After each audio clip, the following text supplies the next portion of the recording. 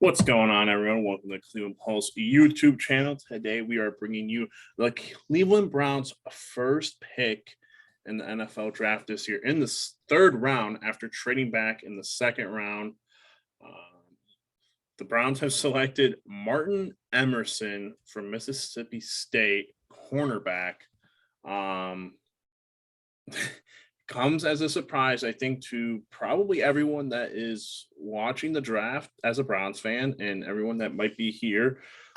Absolutely know nothing about this guy. Know nothing about him. And think this is I think I'm going to go out and say I do not know what is going on. I think the only thing I can surmise is that Andrew Berry has been nonstop on the phone with teams trying to somehow get them to take Baker Mayfield off our hands, and he's been trying to offer picks and whatnot to get him out of here, and it's just not going. And when you get down to the clock, you're kind of left with what's there. And Martin Emerson. So hopefully people can flame me in the comments for not knowing anything about this dude. But I don't think you're going to get flamed, brother. I don't know.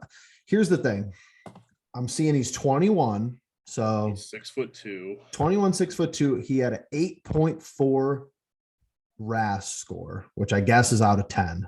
So I think that this is just a byproduct of when you actually truly commit to best player available. He's just the best player available on our draft board.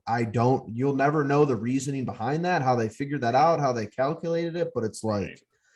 Greg Newsome, it looks better in the first round because you're going to know probably 30 out of the 32 prospects, if not everybody. And we just knew JOK last year, but really it's just like no positional need whatsoever. It's just best player available. Yeah, and you're not wrong because I'm just going off of what I see on Bleacher Report on my phone right now. And yeah, outside of people that were taken technically behind him, the only player that's still available at cornerback is Kobe Bryant, who I jokingly made a tweet about saying, I'll just go for the Cincinnati pipeline right now and just start taking kids from Cincinnati. Because outside of that, like I said in my tweet, I'm going to have to do some research on potentially all the people that we draft at this point with the picks that we have remaining. But it's interesting because, Jeff, you did see something earlier this week that you sent to me about Troy Hill and Greedy Williams being on the last year of their deals. I don't know how that works for Troy Hill because I was pretty sure Troy Hill's deal was 3 to 4 years. That's what I thought too. People were saying, I saw that he was only signed for 2 years though. I don't know if that contract got misreported or what.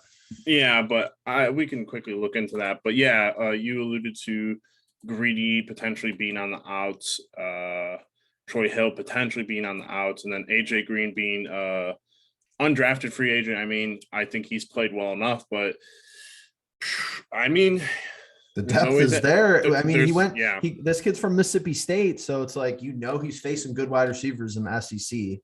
Like, I'm sure he's not a pushover. It's just like cornerback was probably the last position, that was even thinkable. I mean, obviously outside of like quarterback or, running back, probably not.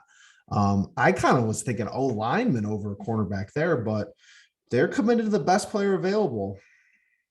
Yeah, and I'm looking at the Troy Hill deals. So, like, there's potential for him in 2023 and 2024. However, he does not have a base salary in 2023 and 2024, which is interesting because, yeah, he's an unrestricted free agent in 2023, but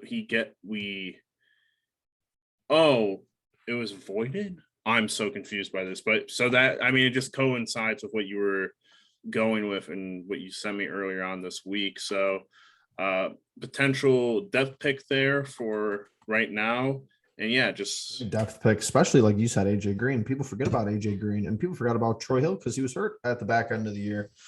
Right. So who do you think is he like going to slot into 3? Or, I mean, obviously it's Newsome and Denzel, but after that, going to be a lot of competition in camp. Yeah, I don't expect the starting 2 to change, and obviously that's the biggest thing. But the 3 job, I mean, I enjoyed watching Greedy play, and I think Troy Hill was fantastic when he was on the field. And I definitely think that AJ Green with more opportunities could also be that good, but you never know. I mean, who knows? This kid could just absolutely jump off the charts and do stuff that we didn't even expect. But interesting pick. The Cleveland Browns still have 2 more picks left in this draft. Looking at the board right now, we are 1, 2, 3, 4, 5, 6, 7. We're about 8 picks away from the next Browns pick if they decide to stay there. Right. So with that being said, Jeff, anything else before we call this one quits? Just a little roundup. He played 3 years in Mississippi State, 152 tackles, 6 tackles for loss, 15 passes defended, 1 interception, 1 forced fumble. So little snapshot of what you're getting there. 6 tackles for loss is pretty good, I guess. But yeah, it's definitely interesting. The passes defended and interceptions and such is a little bit more questionable, but it is what it is.